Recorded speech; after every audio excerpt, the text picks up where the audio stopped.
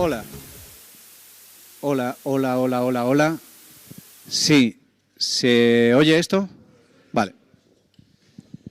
Pues nada, vamos a empezar. Muchas gracias por venir a todos y todas. Lo primero que voy a hacer es presentar y explicar de alguna manera por qué hacemos esto, qué significa que en un teatro se organice una charla sobre democracia.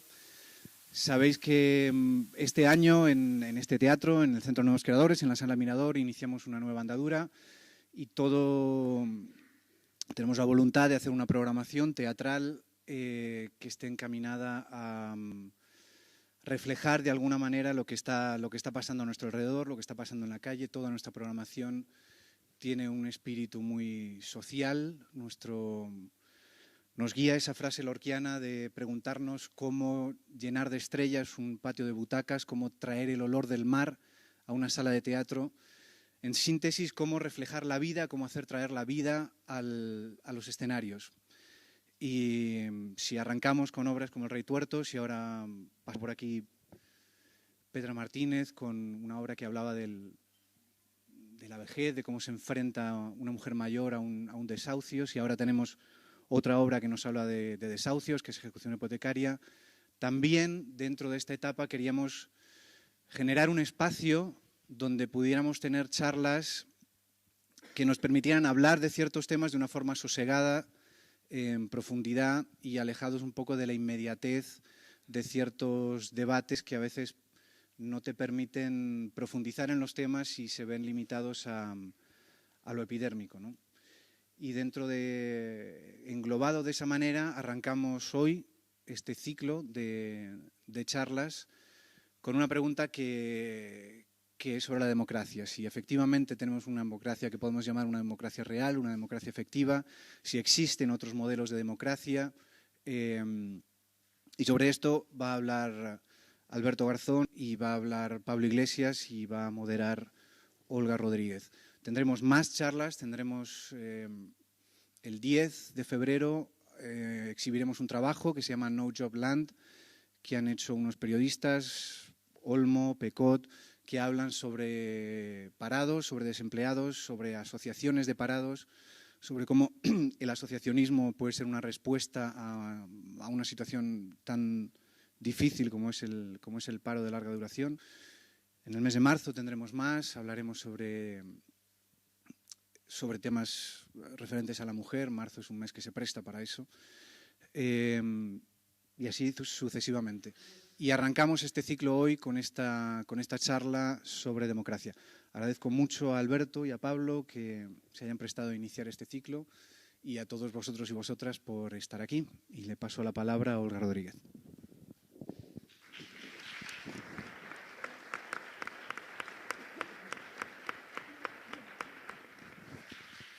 Buenas tardes, gracias por estar aquí a todas y a todos. Sentimos realmente lo del aforo, la sala lo advirtió mucho, es una sala pequeñita, alternativa, y sabíamos y preveíamos que probablemente mucha gente se iba a quedar fuera. Por eso hay streaming, está ahí Estefan Grueso haciendo streaming para 2 medios de comunicación, El Diario.es y Público, y además a través de la propia sala de la propia web de la Sala Mirador también hay streaming. Bueno, mi tarea aquí va a ser simplemente presentar, sin más, para no robar mucho tiempo, a los dos ponentes de esta charla y posteriormente tratar de encauzar un poco el tema de las preguntas para que dé tiempo a la gente a participar. No sé si Juan lo ha comentado, creo que no. Esta charla a Juan Diego Boto se le ocurre antes de que se anunciara la salida de la iniciativa Podemos, encabezada, entre otras personas, por Pablo Iglesias. Se eligió a Alberto Garzón y a Pablo Iglesias por ser dos personas con muchísima visibilidad y al mismo tiempo dos intelectuales, un politólogo y un economista, que están aportando un debate muy interesante en el debate público y que evidentemente están buscando respuestas y ofreciendo respuestas sobre la situación que está acaeciendo actualmente en un mundo, no solo en este país, ya en un mundo donde la desigualdad crece y en un país y en un contexto donde el desempleo está creciendo, donde la situación de muchos de nosotros y de muchísima gente empeora cada día. Es un contexto evidentemente convulso desde el punto de vista político y en él pues, es pertinente preguntarse si estamos en una democracia real, que este es el título de esta charla, y qué es una democracia real. ¿Es una democracia real votar cada 4 años simplemente? ¿En qué contexto se puede dar una democracia, con mayúsculas? ¿En qué situación económica y en qué contexto de modelo económico se puede dar? Estas son algunas de las cuestiones que van a abordar nuestros ponentes. El primero de ellos va a hablar primeramente Alberto Garzón y después hablará Pablo Iglesias y después daremos paso a las preguntas. Alberto Garzón, ninguno de los dos necesita presentación, pero bueno, rápidamente, por seguir un poco el formato convencional. Alberto Garzón, como todos sabéis, es economista, es diputado de Izquierda Unida. Es una persona que comenzó a ser muy conocida a través del 15M, movimiento social con el que estuvo muy vinculado.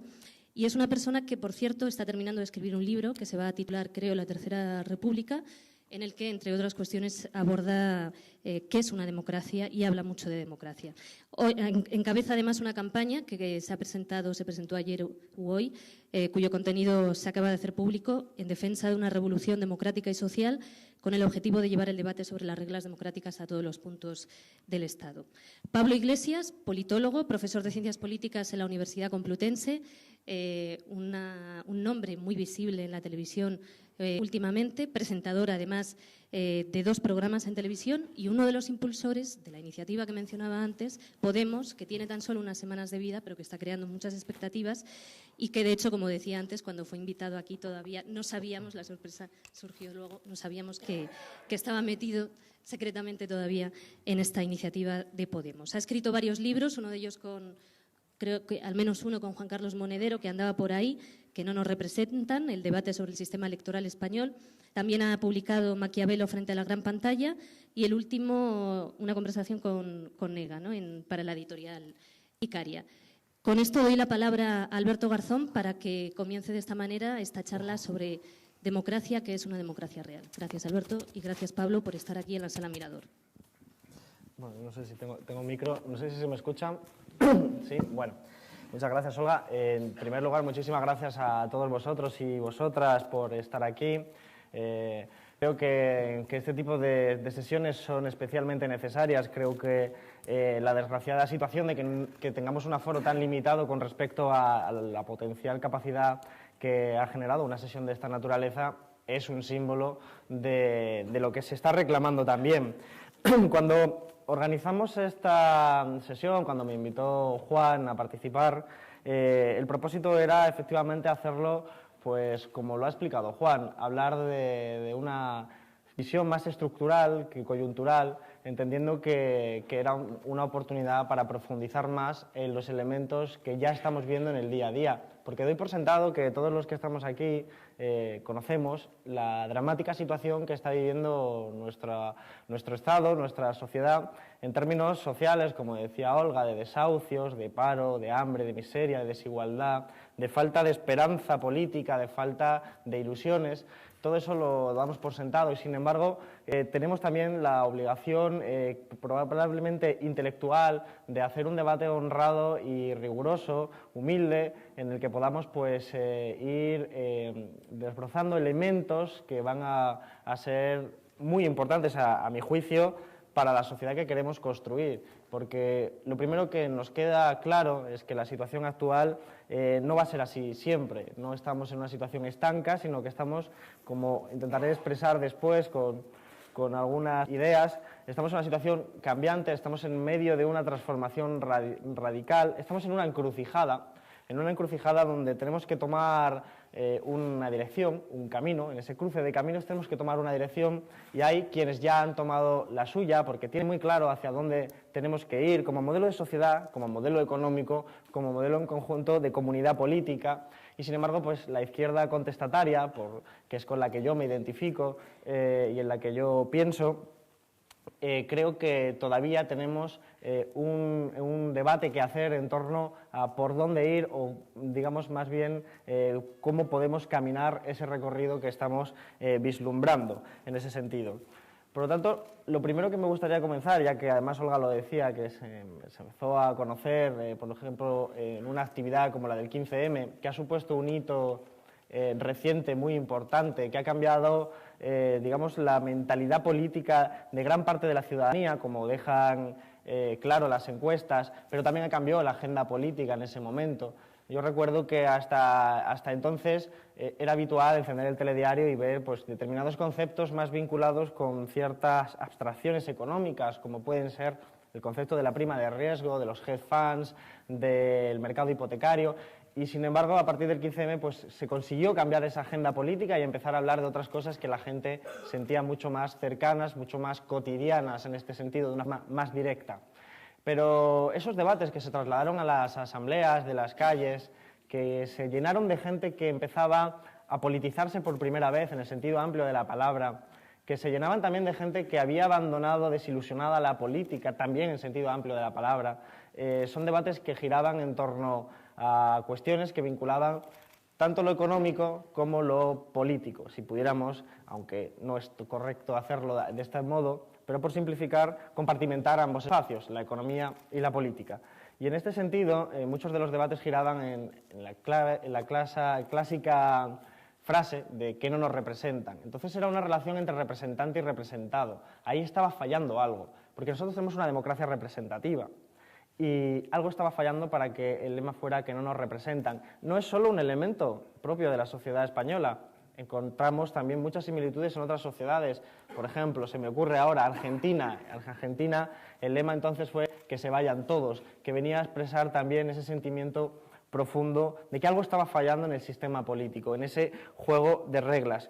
Muchos advertimos entonces que también había riesgos en esos movimientos de la gente en los que transformaba y atacaba el sistema político con acierto, porque podían ser aprovechados también por una extrema derecha, por un protofascismo que creyese que el problema era la democracia en sí mismo y no el diseño institucional concreto de la democracia tal y cual la sufrimos hoy en día, porque no era lo mismo, no es lo mismo culpar a la democracia como tal y apoyar la venida de una posición de populismo de derechas o de una tecnocracia que viene a salvarnos de la propia insuficiencia de la democracia, que repensar las instituciones democráticas y decir, aquí está fallando algo, vamos a hablar honradamente de cómo podemos modificarlo y de cómo se enlazan tanto el ámbito económico como el ámbito político.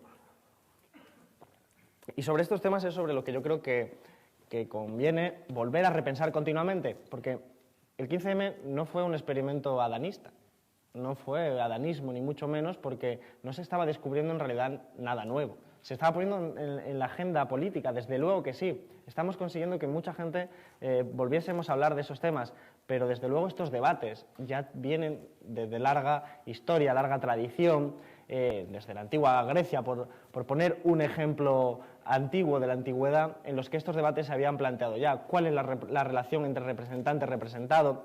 ¿Cuánto deben cobrar los cargos públicos? ¿Cuál debe ser realmente el sistema que codifique las voluntades de los representados, cuáles son las leyes electorales, una serie de preguntas que hoy están a la orden del día, como todos estamos viendo en televisión, en respecto a elementos como las primarias o elementos de esa naturaleza, pero que ya fueron planteados de una u otra forma en sociedades anteriores. Por eso también es importante conocer en ese momento los que han sido los debates anteriores.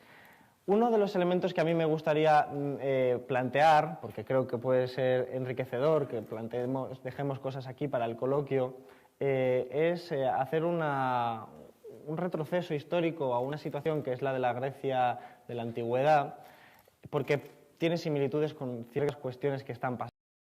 De una cita que no tuvo finalmente lugar, pero que expresa muy bien cómo es más fácil convencer, vamos a decirlo así, a un diputado o a un partido político, y más aún a una cúpula de un partido político, que convencer a la mayoría de la sociedad. Por lo tanto, la voluntad de la gente se va transformando según sube por esa pirámide y al final es irreconocible. Al final es irreconocible y al final lo que vemos es que tenemos pues, una partidocracia institucionalizada, reglamentada, porque nuestra Constitución del 78, en aras de estabilizar la situación, porque se tenía mucho miedo entonces a cualquier inestabilidad, se consiguió implementar unas reglas de juego democrático que eran basadas en un funcionamiento muy rígido de absolutamente todo, en el que se otorgaba un papel fundamental a los partidos políticos y que en la Constitución apenas se decía cómo se tenían que organizar los partidos políticos, se decían que tenían que ser democráticos, pero claro, no se decía qué consistía ese carácter democrático, y ahí tenemos ahora todo el debate de cómo organizar internamente un partido político para que sea democrático. Entonces, al final, quedaba la voluntad, la soberanía del pueblo un poco desplazada desde la base de la sociedad hacia los partidos políticos. Planteo esto sin que nadie ignore que yo soy miembro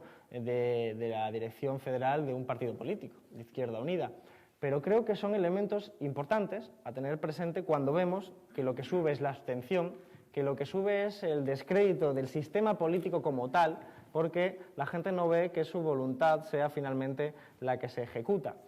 Pero, además de esto, nos encontramos también con otros problemas.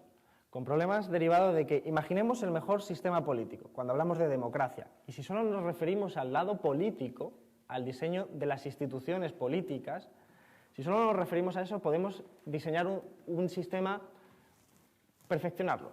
Lo podemos perfeccionar de diferentes formas. Imaginemos que lo tenemos. Sin embargo, si no atendemos a la vinculación que existe entre ese sistema político, de instituciones, de normas, de constitución y de leyes y de funcionamiento de los partidos y otras organizaciones políticas, si no los mezclamos, no tenemos en cuenta su relación y su enlace con el lado económico, estaremos cometiendo un grave error. Estaremos cometiendo un grave error por una cuestión, y además esto lo hemos dicho muchísima gente, entre ellos Pablo. El gobierno y el poder son dos conceptos distintos. Son dos conceptos distintos por una cuestión básica. En la medida que el control de los recursos económicos son privados, y en el capitalismo esto es así fundamentalmente, existe una brecha entre lo que es el gobierno y lo que es el poder. El gobierno es lo que nosotros votamos cuando asistimos a una votación periódica en unas elecciones municipales, autonómicas o del Estado, generales, pero el poder es ese poder privado, ajeno a la democracia, que podemos caricaturizar con la imagen de Emilio Botín, un poder que tiene capacidad de chantajear a la propia democracia, entendiéndola en este sentido como el propio gobierno, poderes privados que no ajenos a la democracia, es decir, ajenos a lo que es la voluntad del pueblo y que pueden torcer la voluntad directamente de un gobierno. Si juntamos esas grandes empresas, como puede ser Botín, BBVA, como pueden ser Mercadona, El Corte Inglés, y lo llamamos mercados financieros, tenemos el origen de la explicación de por qué los mercados financieros atacan a determinados países por llevar determinadas políticas. Porque en realidad, no son seres abstractos los mercados. Los mercados es una democracia, en términos aritméticos, pero donde el voto lo determina el euro. Tantos euros, tantos votos. Por lo tanto, la capacidad de influencia de las grandes fortunas y de las grandes empresas en la democracia del mercado es tal que pueden derribar financieramente a determinados países que se han quedado con un control de instrumentos muy estrecho. Esta es la cuestión también importante. Un Estado que con gobiernos del PP y del PSOE ha estado privatizando sistemáticamente las empresas públicas, que no solo son empresas públicas en el sentido de que producen, sino que también son instrumentos de poder que se ha ido desprendiendo el propio Estado. Se ha desprendido de las empresas públicas, de las aerolíneas, de la banca, de las empresas productivas en general, pero también de la banca, digamos, de la banca central, de las funciones que se han derivado al Banco Central Europeo. Al hacer todo eso, el Estado se ha quedado, el gobierno, de una forma muy estrecha y muy alejada del poder, que nos lleva a circunstancias como la del otro día de Andalucía, donde Susana Díez, presidenta de Andalucía, de la Junta de Andalucía, pues fue a hablar con Emilio Botín y le pidió un préstamo con el que hacer frente a la falta de dinero que correspondía al cierre del grifo por parte de Montoro. Claro, ¿qué manifiesta esa imagen? Esa imagen manifiesta la debilidad del gobierno frente a la fortaleza del poder, porque Emilio Botín toma sus decisiones de acuerdo a su criterio empresarial de maximización de beneficios, que no tiene nada que ver necesariamente con la voluntad de la ciudadanía. En cambio, Susana Díez, de una forma u de otra, con un sistema electoral más o menos justo, representa en principio esa voluntad del pueblo. Y sin embargo es esa voluntad del pueblo la que tiene que pedir por favor, porque carece de instrumentos. porque no hay banca pública, porque no hay empresas públicas, porque no hay capacidad, tampoco deseo de hacer frente a ese poder, y nos encontramos con esa situación digamos, de brecha abierta absolutamente entre lo que es el gobierno y el poder. Avanzo diciendo que cuando nos encontramos con intentar hacer un diseño institucional de democracia que digamos real, que nos permita hablar de que la voluntad de los representados llega hasta la voluntad final, tenemos que hablar entonces de democratizar partidos, pero también, por lo que decía anteriormente, de democratizar la economía. Lo que quiere decir que implica entender ya de una vez por todas que el control de los recursos económicos tiene que ser público. Luego podemos definir cómo se gestiona lo público y podemos entrar en un debate interesante sobre a qué estamos refiriéndonos. O podemos entrar incluso en un debate que no es solo gramatical entre si hablamos de bienes públicos o de bienes comunes, pero creo que son debates aparte. Lo que nos interesa entender es que para que la voluntad del pueblo se pueda ejecutar necesita tener no solo una capacidad de que la voluntad llegue hasta el final, sino que tengas instrumentos para poder hacerlo. Y eso implica hablar de soberanía económica también. Pero precisamente, si hablamos de Constitución del 78 y nos vamos a la situación actual, decía que la Constitución del 78 deja el poder en los partidos, deja el poder fundamentalmente en los partidos. De hecho, relega prácticamente toda iniciativa de participación al margen de los partidos. Por ejemplo, la ILP, todo hemos visto recientemente, el año pasado, lo que ocurrió con la ILP de los desahucios, de la plataforma de afectados por la hipoteca. Son recursos que aparecen casi retóricamente en la Constitución del 78, pero que luego en la práctica tienen que ser recuperados por un partido, presentados en el cupo del partido en el Parlamento y finalmente están abocados al desastre. Y todo esto está en un marco como es el de la crisis económica, en el que sale a la luz, se vuelve a poner de relieve. No es que no estuviera antes, sino que ahora pues, parece mucho más evidente, y es entonces cuando tenemos también la oportunidad de hacer debates como el que hemos iniciado, algunos en Izquierda Unida, el conjunto de la organización representando, porque, que es lo que comentaba, por ejemplo, Olga, la Revolución Democrática y Social. ¿A qué estaría encaminada esta idea? Precisamente a democratizar las reglas del juego democrático, la regla del juego democrático en el marco del Estado, pero también en el marco de las organizaciones políticas. Son dos espacios diferentes. Algunas de las medidas que se plantean para debate implican necesariamente superar, desbordar el marco de la Constitución del 78 que no las permite aplicar. No las permite aplicar. Porque una de las medidas que yo creo que podría ser de debate, y no sé, Pablo, de hecho, qué opinión tiene, es la de los revocatorios. La de los revocatorios es una medida que ya tiene su tradición. Tiene su tradición porque fue defendida, por ejemplo, ya por Robespierre y mucho antes por otros autores. Y lo que implicaba era que lo importante, en última instancia, lo verdaderamente democrático, es que el representante fuera un espejo, en el mejor de los sentidos, del representado. No en el término de mandato imperativo, que al final es una fórmula por la cual el representante se convierte en un mero transmisor de la información, no tiene capacidad de maniobrar por él mismo de forma autónoma, sino que el revocatorio permite que tenga cierta libertad ese representante para hacer frente a circunstancias, digamos, contingentes, pero también está automáticamente vinculado a él para poder retirarle el apoyo en cualquier momento que esa persona se haya desviado. Claro, la importancia de esto a mí me parece enorme. Enorme en el sentido de que con este mecanismo, aplicado en unas reglas de juego democrático, se desincentiva, que no quiere decir que se evite al 100%, pero se desincentiva la corrupción. Se desincentiva los comportamientos que tienen que ver con un representante que se ha desconectado del representado. Porque en cualquier momento el representado, como conjunto, puede retirarle el apoyo, el mandato que le habría dado en unas elecciones. Y superamos esa fase de entender la democracia como un mero ejercicio de liturgia o de ceremonia de votar cada 4 años y empezamos a hablar de democracia participativa. Lo pongo como un ejemplo, entre muchos otros ejemplos que se nos pueden ocurrir para ir resolviendo ese problema de la pirámide. Tanto en el conjunto del Estado, las reglas de juego que deben superar el marco del 78, como particularmente también en las organizaciones políticas, donde también hay una carga de representante y representado, solo que en este caso se llaman cargos políticos y militantes, pero no deja de ser la misma relación que se puede torcer y que hay que corregir. Otro elemento que sería interesante de plantear es que no nos olvidemos que vivimos en una sociedad capitalista en la que se inscribe la regla del juego democrático.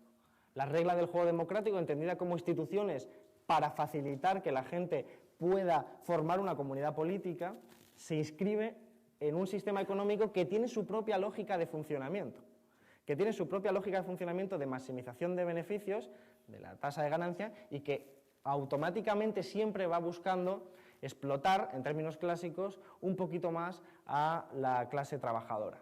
Lo digo porque ahora está claramente puesto de relieve que determinadas iniciativas democráticas rompen y chocan con las necesidades del capital.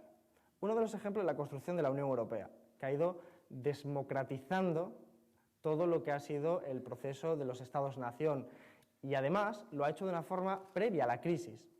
Todos conocemos lo que fue el proceso de la Constitución Europea, fracasada. Un proceso por el cual, por ejemplo, en Francia, pues después de hacer un referéndum y que los ciudadanos franceses decidiesen que no querían ese proyecto, se aprobó finalmente por los parlamentos, aprovechando esa relación rota de representante-representado. Pero es que Irlanda llegó a repetir el propio referéndum para hacer una cuestión muy fácil. Es que la construcción de la Unión Europea es una construcción desde arriba, desde las élites, siguiendo ese razonamiento de Aristóteles que seguíamos antes, ese hilo, que nos decía algo así como: vamos a permitir a la gente que vote, pero si sale lo que nosotros no queremos, lo ignoramos.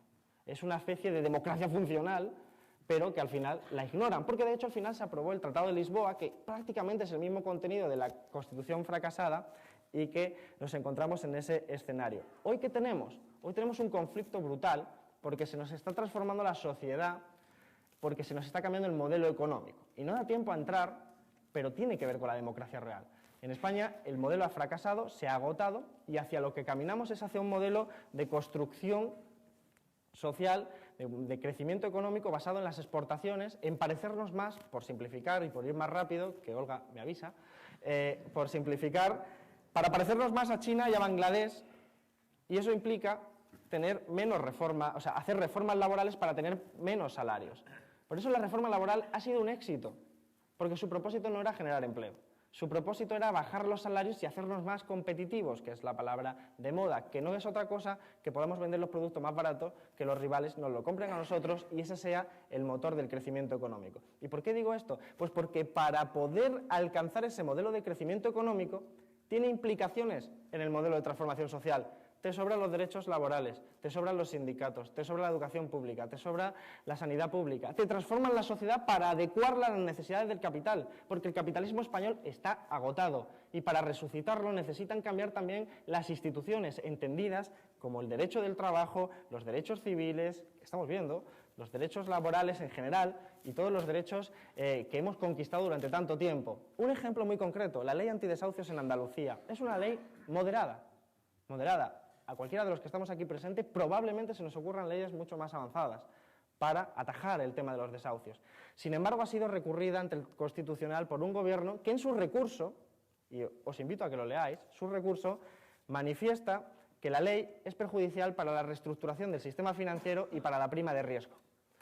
Pone muy claramente los dos enfrentamientos y, naturalmente, lo que estamos asistiendo ahí es cómo se rompe la legitimidad que pueda tener una comunidad autónoma frente a las necesidades del capital. Esto no es solo de España. El Tribunal Constitucional portugués, que obedece a una constitución mucho más avanzada que la española, 0 minutos, que obedece hacia una constitución más avanzada que la española, ha tenido que echar atrás medidas de la Troika. Y lo que ha hecho la Troika sistemáticamente, entendida como la Comisión Europea, el Fondo Monetario Internacional, es decir que esas leyes son torpes porque obstaculizan la necesidad de los ajustes estructurales. Lo que estoy diciendo es que la propia necesidad del capitalismo está desdemocratizando las pocas reglas de juego democrático que tenemos. Por eso no solo vale hablar de la regla del juego de una forma aséptica, sino que también tenemos que hablar de la vinculación con la economía. Por eso hablaban los clásicos de economía política. Por concluir, yo creo que los elementos que intento transmitir son que necesitamos unas reglas de juego nuevas. Y eso es algo que creo que nos ha quedado a todos muy claro a lo largo de esta crisis, por lo menos aquellos que tenemos compromiso social que defender. Y esa regla de juego nueva la podemos llamar proceso constituyente, que es una forma de decir que vamos caminando hacia una nueva regla de juego. Podemos entender el proceso constituyente de 1000 formas diferentes, pero lo que está claro es que las reglas de juego actuales no nos permiten tener una democracia real como la que nosotros estamos reclamando. Y necesitamos tener estos debates y vincularlos a la cuestión económica, porque hacia donde avanzamos es hacia un espacio donde el Estado va a quedar como un gestor, prácticamente, termino con una anécdota, pero que creo que es importante, como un gestor donde el Parlamento se convierte aún más en un teatro de sombras. Y lo digo yo que estoy allí. Yo he visto en un debate, me acuerdo hace un año, Montoro defendiendo los presupuestos, no estos, los anteriores, justo en el momento en el que apareció una noticia en el periódico en la que decía que el ministro de Finanzas alemán se le había ocurrido una idea fantástica y era crear la figura del supercomisario de presupuestos. El nombre también manda guasa, pero era supercomisario de presupuestos.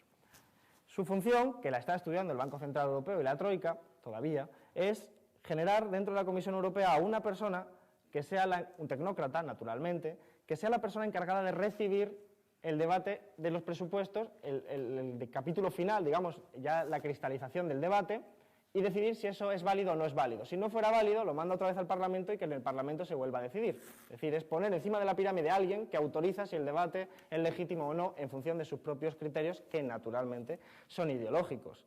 Esto, por lo tanto, hace que el Parlamento se acabe convirtiendo en un espacio donde debatimos si se pita o no se pitan los estadios de fútbol, si se fuma o no se fuman los bares, pero no se habla de las cuestiones estructurales que tienen que ver con la desigualdad, que tienen que ver con cómo se organiza económicamente la unión monetaria y que tienen que ver con todo eso porque nos dicen no tiene cabida. Y ahora que está el banco malo de moda otra vez, porque hoy, por ejemplo, decía el presidente del FRO, me decía en una respuesta, decía, es que señor Garzón, es que usted no entiende que la Sareb no es un instrumento social, es un instrumento para maximizar beneficios, y yo sí lo entiendo, lo que pasa es que no me parece que eso sea lo adecuado. Pues ahora que está de moda este de Sareb, termino de verdad, Olga, y te doy las gracias por... ahora que está de moda, cuando se debatió en el Congreso, pues son experiencias que pueden servir también, ¿no? Cuando se debatió en el Congreso, cuando llegamos a las enmiendas, recuerdo que se presentaron más de 100 enmiendas por todos los grupos, que no era el Partido Popular. Las presentamos encima de la mesa y el portavoz de Economía del Partido Popular, que es el señor Pujalte, os sonará, nos dijo lo siguiente, dijo, mira, voy a ser sincero, habéis presentado 110, no las hemos leído la mayoría, pero sabemos que van sobre temas que tienen que ver con la Troika y con la Troika no se negocia. Por lo tanto, todas fuera.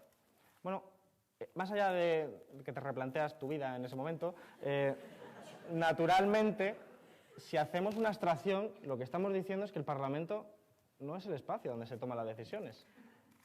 Pero eso lo vemos ahí dentro. Por lo tanto, una de las cuestiones que más les molestó a los diputados del Partido Popular es que el 25 de septiembre saliéramos diputados desde dentro hacia afuera, porque ponía de relieve que no era una cuestión dentro-fuera, sino que ya era transversal y que ya estaba rompiendo ese marco que ellos entendían como dentro-fuera. En definitiva, termino ya de verdad, entre mis aptitudes no está la contención verbal, intentando simplificar, resumiendo, más allá del coloquio y de la intervención de Pablo, creo que los partidos políticos y organizaciones políticas en general tienen que democratizarse internamente para romper esa ley de hierro de las oligarquías, que no solo ocurre en los partidos políticos, sino en toda organización social, y eso implica la instauración de mecanismos que fiscalicen permanentemente al representante. Eso dentro de las organizaciones y eso dentro del Estado. Caminar hacia eso es difícil, es un reto ambicioso, pero yo creo que por ahí van los tiros de cómo tenemos que hacerlo. Sé que el debate está en otro espacio actualmente, en temas como primarias abiertas, pero yo creo que más allá de lo que cada uno pueda pensar de las primarias abiertas como un modelo concreto, más allá de eso, como se refieren solo a la elección del candidato, creo que es mucho más democrático y que va mucho más allá de ese elemento la fiscalización permanente de quien haya sido elegido dentro de una organización y dentro de lo que es el Estado. Por lo tanto, ese es un poco el modelo que yo invito a pensar, no asumo que tenga ni mucho menos la razón ni la verdad, ni mucho menos, se plantea como debate y dispuesto estoy pues a debatirlo, aunque hable mucho. Muchas gracias.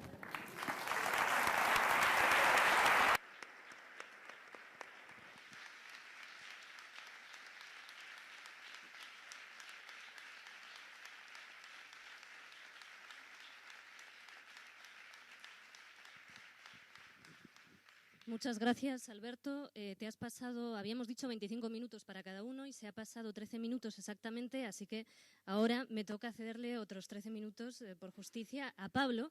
Pero bueno, a ver si nos queda tiempo luego para debates, que lo va a haber, o sea que no hay problema, pero pido por favor que vas a tener unos 33 minutos, no, 25, 35, 37 minutos aproximadamente, como mucho, en el mejor de los casos. Cedo la palabra ya a Pablo Iglesias. Muchas gracias, Pablo. Gracias, Olga. La política nunca ha sido justa, entonces asumo tener 25 minutos, a pesar, o 33, o tampoco entre mis virtudes está la continencia verbal. Dentro o fuera, yo creo que es una de las claves que ha planteado Alberto y la dejo ahí colgando para recuperarla en otro momento. Empiezo también con una anécdota. Hoy hay un partido de fútbol, ¿verdad? Juega el Real Madrid contra el Atlético de Madrid y es siempre una imprudencia hacer un acto político cuando se produce un evento futbolístico de estas características. Una de las leyendas que a mí más me gustan, que compartimos en la cultura comunista, cuenta que en una reunión del Comité Central del Partido Comunista Italiano, el Levotegui Oscure, aquel mítico secretario general, Enrico Berlinguer, consciente de que contemporáneamente a la celebración de ese comité central, que en el caso de Italia representaba poco menos que ser el Estado Mayor del proletariado italiano. Los italianos para ciertas cosas son tremendos. Si pensáis cómo son las traducciones al castellano de la Internacional, en la versión comunista se dice arriba parias de la tierra, en pie famélica legión. La versión socialista dice arriba los pobres del mundo, en pie los esclavos sin pan. En Italia dicen compagni avanti il gran partito. Compañeros, adelante el gran partido. No tienen matices, ni los pobres, ni los parias, ni tal, el partido. Pues imaginaos lo que representa aquella reunión en la que Berlinguer, en un momento determinado, toma la palabra con toda la solemnidad que implica que intervenga el secretario general, y dice: compagni, algo que tiene en vilo al proletariado italiano no puede ser ignorado por su partido. Si el proletariado italiano está pendiente del partido de la selección de fútbol, debemos estar con nuestro pueblo viendo el partido de fútbol. Queda suspendida la sesión del Comité Central.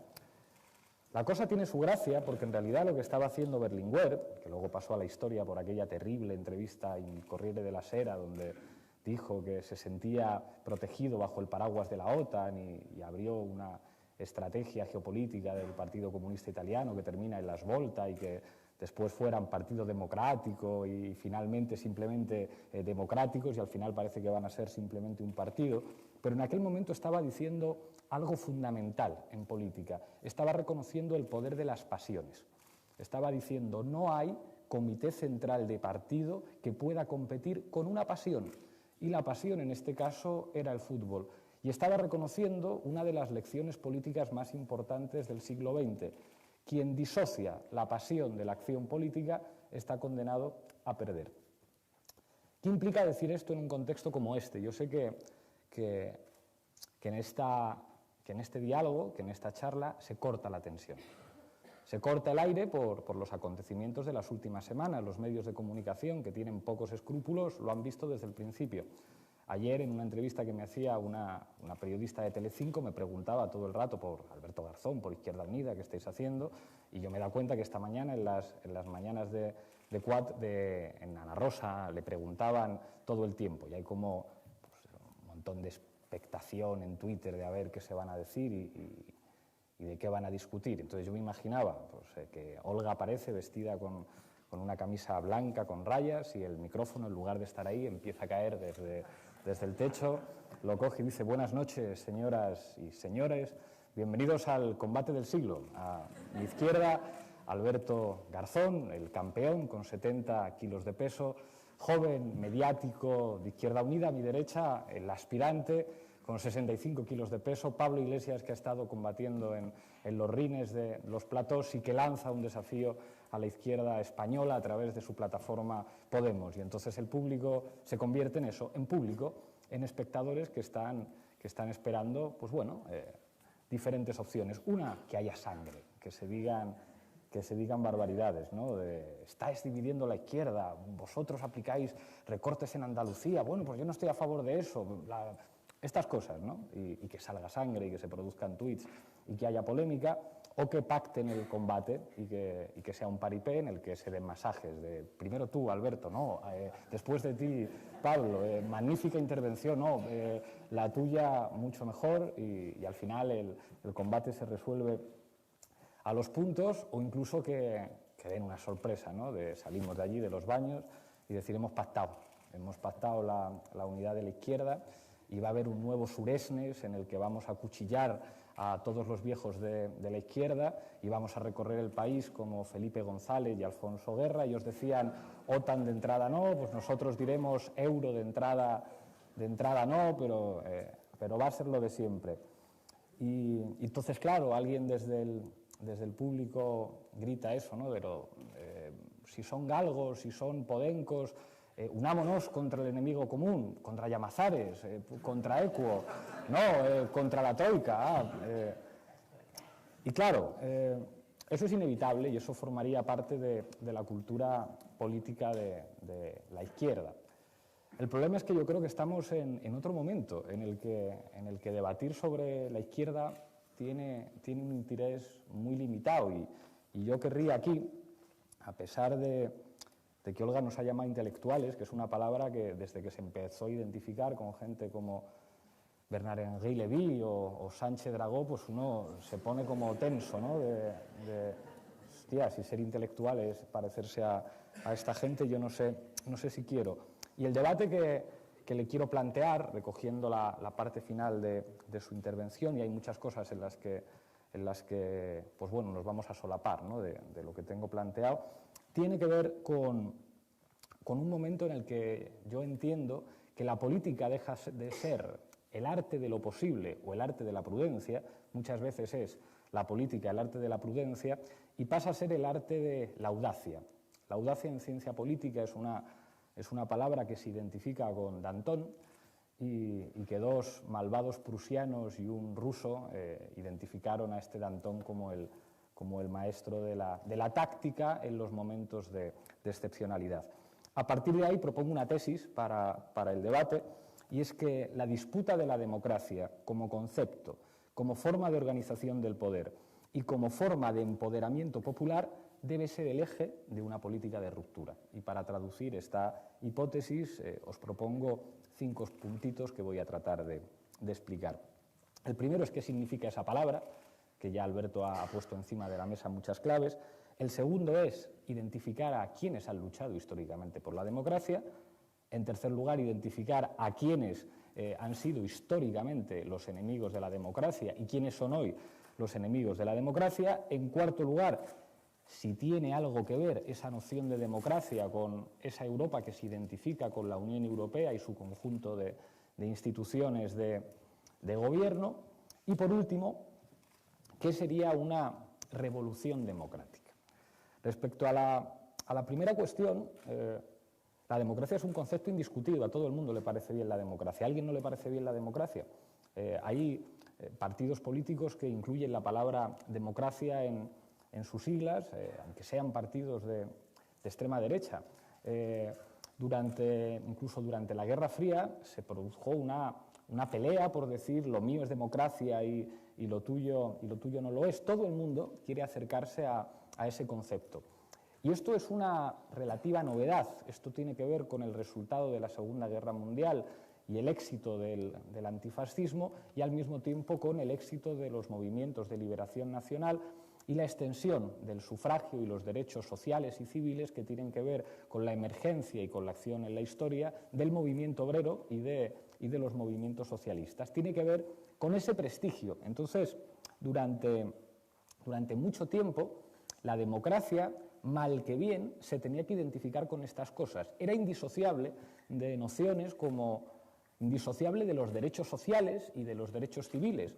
Incluso llegaba a ocurrir en la Alemania de posguerra que, como claro, ser de derechas era algo tan indecente, incluso la democracia cristiana se identificaba con un movimiento progresista, y eso tenía que ver con la hegemonía de un concepto que se identificaba con la lucha de los de abajo contra los de arriba.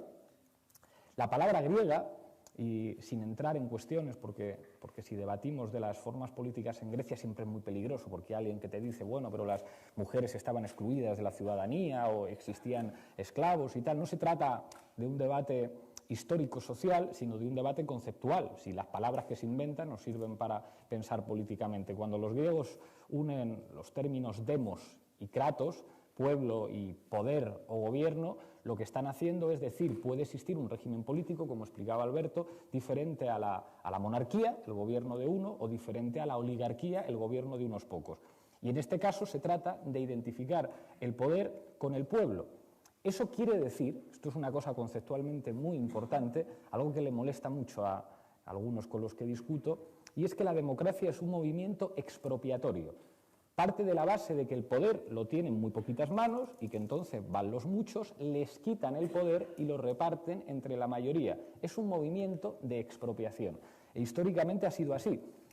Es impresionante escuchar lo que decían los padres del concepto de la democracia, que tiene que ver con la modernidad y con esa revolución de la que venimos todos y que se supone que establece las bases del pensamiento y de la discusión política moderna, que es la Revolución Francesa.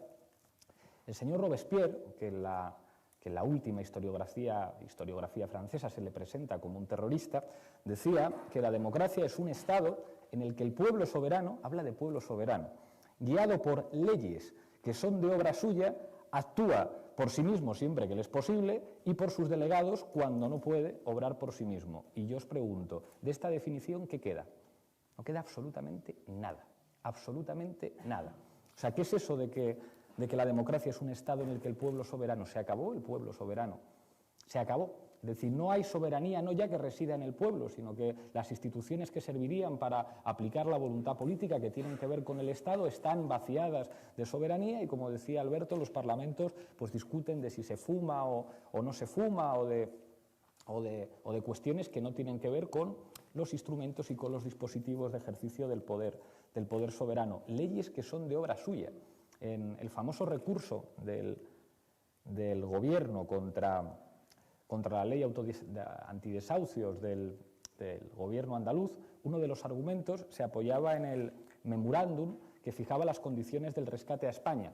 Y ahí se decía específicamente, cualquier medida que afecte al sistema financiero, se tome por quien se tome en España, hay que consultarla con el Banco Central Europeo y con el Fondo Monetario Internacional. Es decir, aquí no hay leyes que sean obra de ningún soberano. No hay soberano, es decir, no hay poder político.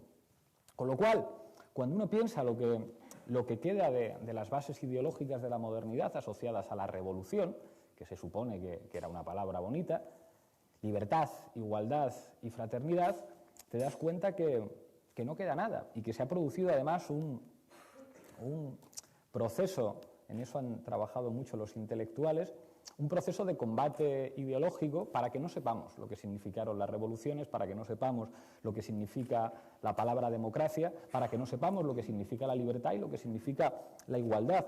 Pensar, esto lo estudia muy bien Perry Anderson, las referencias intelectuales en Francia de la Cuarta República, lo que representa Foucault, lo que representa Lacan, lo que representa Bourdieu, lo que representa Raymond Aron, con lo que llega después, que tiene que ver con Bernard-Henri Lévy.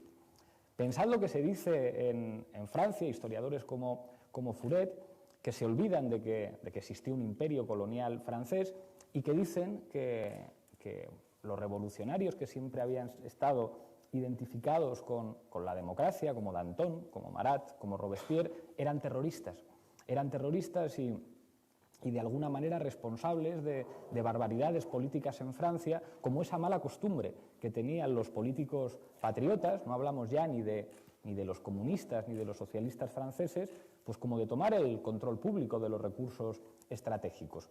Una cosa que consiguen imponer del todo con François Mitterrand, cuando Margaret Thatcher decía: qué gran chico este François, que ha entendido por fin que el mercado es la clave, que esto de que una empresa eléctrica esté en manos del Estado, que esto de que el Estado tenga que ser el garante y asegure los derechos sociales, esto de que un Estado tenga que tener soberanía militar, una cosa que el señor de Gaulle, que era muy de derechas, tenía perfectamente claro, que esto es una cosa del pasado y que además tiene que ver con esas tradiciones terroristas de los franceses que conducen en última instancia al comunismo, que por supuesto es la máxima expresión del autoritarismo, y fueron esas las épocas en las que triunfaban los intelectuales que decían esa estupidez de que los extremos se tocan y que existe una cosa que se llama democracia liberal y luego formas de totalitarismo que se pueden llamar nazismo o se pueden llamar socialismo. Entre los grandes intelectuales españoles que se dedicaron a hacer esto está el señor Juan Linz, que distinguió entre regímenes autoritarios y totalitarios para dar argumentos de prestigio internacional al franquismo, para decir, no, están los totalitarismos que son terribles, y luego está una cosa que es una dicta blanda española, que es el franquismo, que no es para tanto, que en el fondo no es más que una cosa cutre, o sea, que en España sigue habiendo libertad. Todo eso sirve para que se imponga, y se imponga por parte de esa casta intelectual, de esos cortesanos que viven cerca del poder político, la noción procedimental de la democracia, que lo explicaba también Alberto. Es decir, que la democracia básicamente es un procedimiento que sirve para seleccionar entre las élites políticas existentes. Tú vas cada 4 años, dejas un papelito en una urna y eliges entre el partido A y el partido B, y hemos terminado. Y con esto ya tenemos democracia, algo que vacía por completo el sentido histórico de la lucha por la libertad, la lucha por los derechos sociales, la lucha por los derechos civiles y por construir algo que tenga un poquito que ver con el hecho de que el poder lo tiene que tener la gente. Se supone que la democracia es lo que implica que el poder tiene que estar en manos de la gente. El concepto de democracia procedimental, asociado al vaciamiento de atribuciones soberanas de los estados y al empoderamiento de una clase que se vincula con el poder financiero, es la operación que, después de esta última crisis, nos lleva a esta situación en la que vivimos en una dictadura. Y vivimos en una dictadura sin poder decirlo, porque quedan todavía determinados elementos formales que nos hacen tener una sensación diferente, y que precisamente por eso nos permiten plantear el debate en un plano mucho más interesante que lo de la izquierda y la derecha. Si es que las condiciones del debate de la izquierda y la derecha, como decía un señor muy malvado que se llamaba Norberto Bobbio, en un libro todavía más malvado que se llamaba Destra e Sinistra, terminan con la caída del muro de Berlín. Y el propio Norberto Bobbio dice, no, si es que la izquierda, después de la caída del muro de Berlín, solo puede ser extrema izquierda. Se han acabado las condiciones de posibilidad, les han derrotado. Eso de plantear una discusión sobre si la democracia tiene algo que ver con la economía, eso es de otro planeta. Por eso, el debate sobre la democracia es una cuestión que se hace transversal en un contexto de dictadura, que es en lo que estamos viviendo. ¿Quiénes lucharon por la democracia? Y voy deprisa, que ¿cuánto llevamos?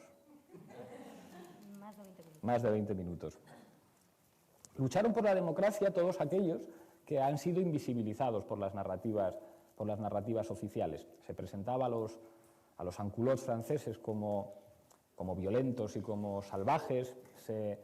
Nadie habla, cuando yo doy clase y hablo a mis estudiantes de los haitianos, de los jacobinos negros que fueron capaces de poner de rodillas a las principales potencias imperiales, nadie sabe que en Haití hubo una revolución tanto más importante que la que se produjo en Francia y que tan caro lo pagaron los haitianos, que eso tiene que ver con la situación de humillación colonial de este momento.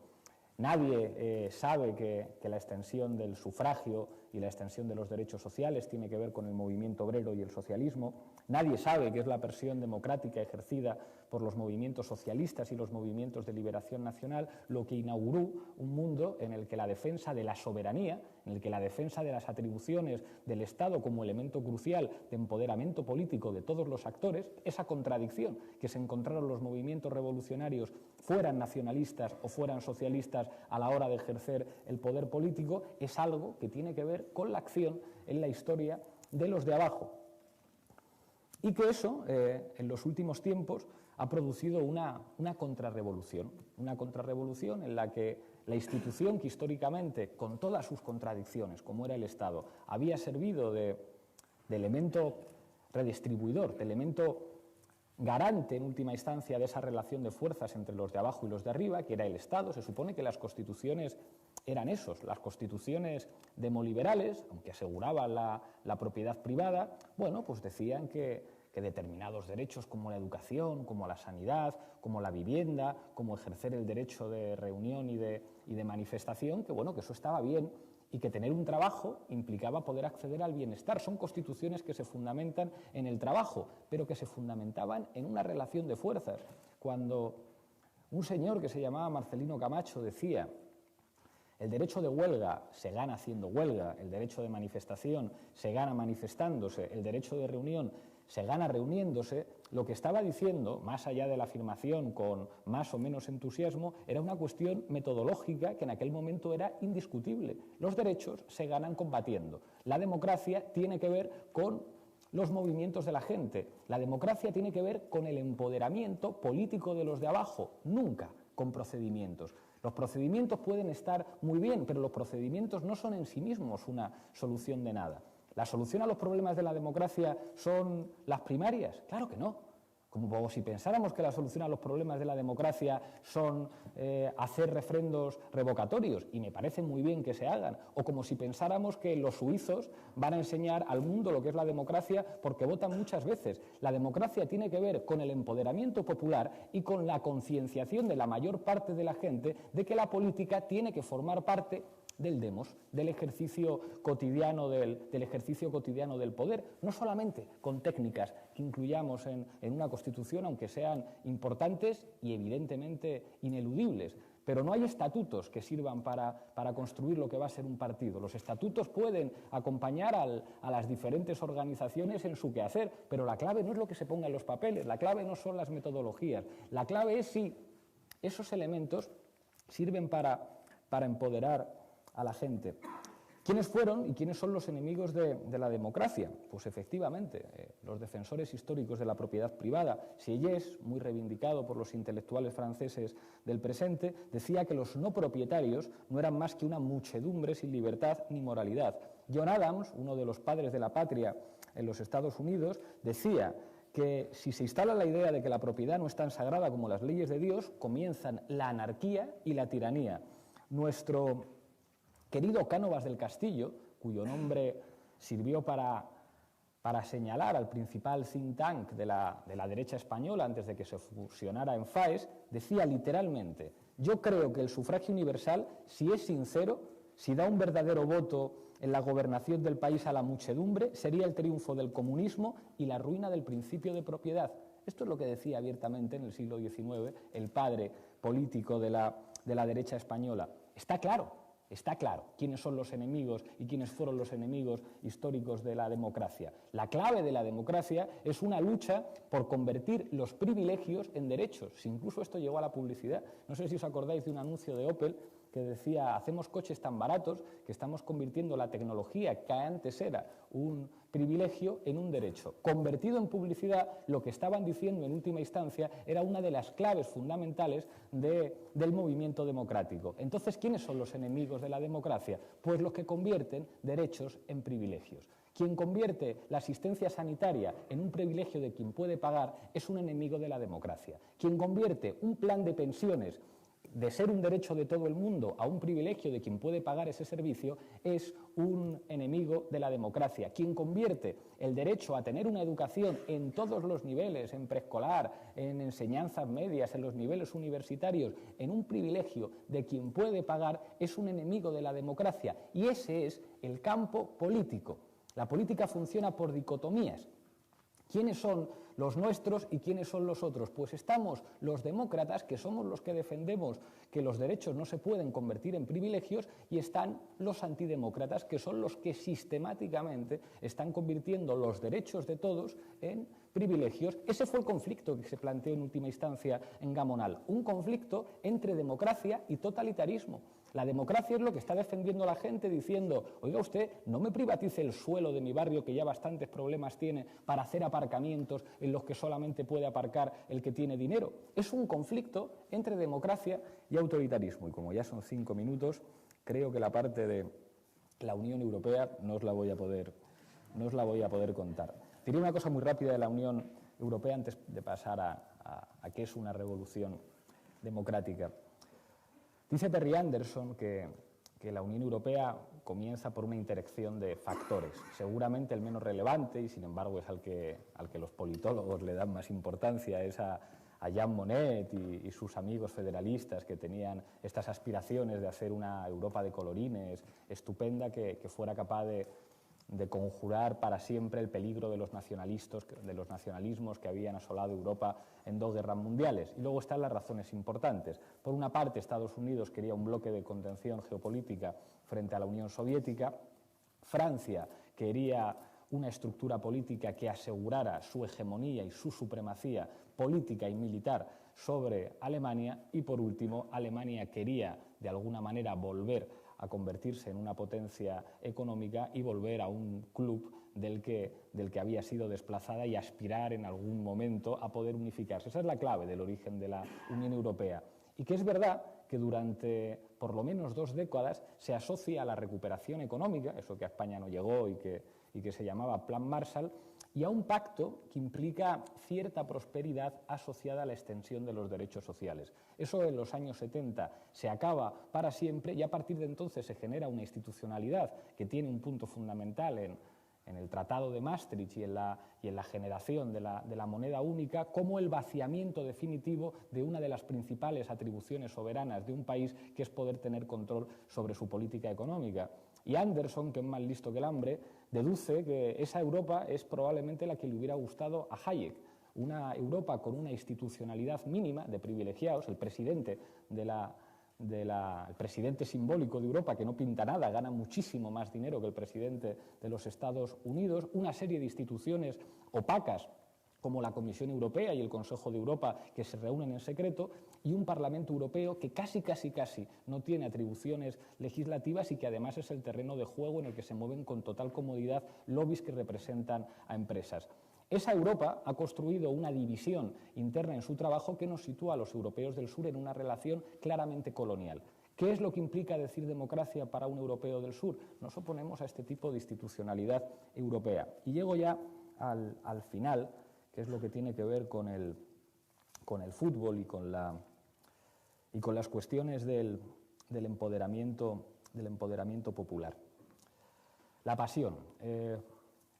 La política, cuando la haces desde abajo, no solamente tiene que ver con la capacidad de diagnóstico y con la lucidez a la hora de identificar los problemas, sino con una cosa crucial que ha sido el gran problema de todos los movimientos de liberación y que tiene que ver con la conciencia colectiva y con la emoción.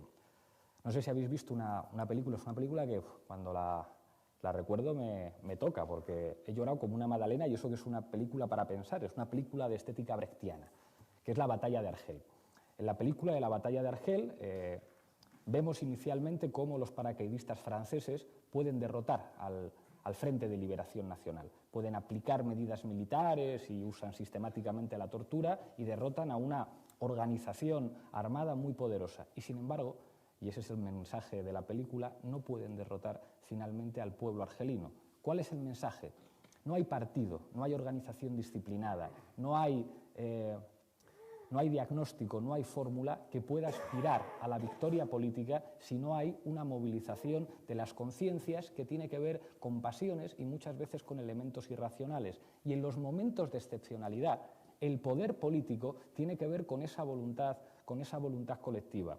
Lo que nosotros hemos tratado de proponer, en un gesto de imprudente audacia, de pura imprudencia, es la posibilidad de generar un instrumento que emocione. Y eso no tiene que ver con un debate sobre la unidad de la izquierda. La unidad de la izquierda puede tener muchas cosas, buenas, malas, divertidas, pero no es una cosa emocionante. Yo no creo que nadie se emocione con la unidad de la izquierda. Sin embargo, en este momento hay una situación de secuestro de la democracia que produce niveles de indignación que, tocando a veces la tecla adecuada, pueden emocionar a la gente. Y a partir de ahí es el desbordamiento. En la película de la batalla de Argel, en las escenas finales, cuando la gente empieza a salir por primera vez con banderas argelinas y están gritando Argelia, aparece una voz en off que dice: estamos consultando con dirigentes del FLN en el exilio y no saben explicar la situación.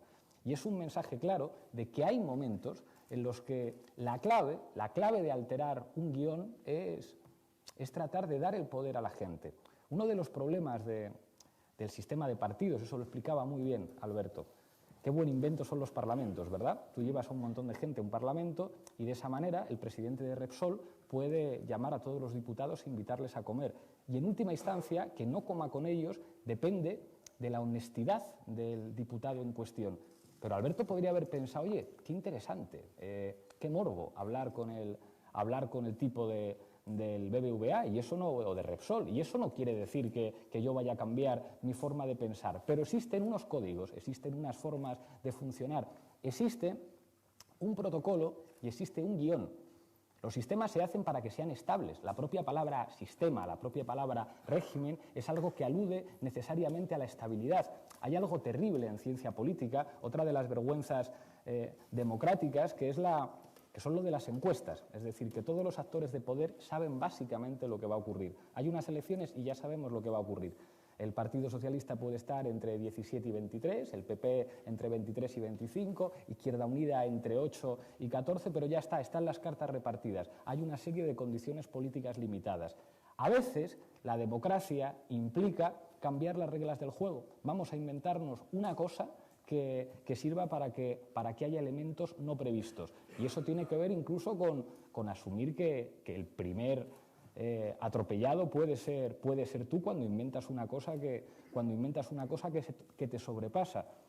Pero y con esto termino, y con esto va una crítica implícita y una apuesta para el debate. En los momentos de excepcionalidad hay veces en los que la prudencia puede ser contraproducente y en los que la audacia, con todos sus riesgos, con todos sus peligros, es la última oportunidad que le queda a la gente para cambiar un guión que algunos quieren que esté escrito. Nada más.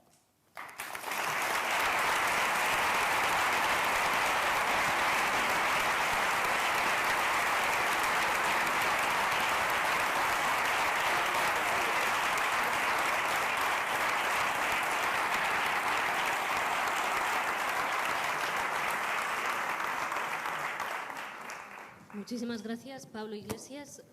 Aquí hay un micrófono ya, que empiece a levantar la gente. ¿Quién quiera participar? Formular preguntas. Vale, por ahí hay uno. Si os parece, 4 intervenciones, contestan y luego vamos a ver si da tiempo a más, que yo creo que sí, si somos todos rápidos en la exposición de las cuestiones. 1, 2, 3 y, a ver, 4. Vale. O sea, el primero es ese caballero joven. Veo a contraluz, vemos a contraluz desde aquí por culpa de los focos. El primero es ese de allí arriba. Cuando hablaba de intelectuales, hablaba de intelectuales en un sentido gramsciano del término. Intelectual orgánico. Venga, pues a viva voz, levántate, si no te importa, o si no le importa. Confianza y de esperanza a todo el movimiento que se está creando en este país. Porque aparte de las luchas sociales, luego está el tema político. ¿Cómo se hace eso en alternativa para que pueda fructificar y que esta coyuntura del capitalismo se lleve para un sitio o se lleve para otro? Y creo que tenemos la responsabilidad en este momento en este país de hacer esa alternativa para que eso sea posible.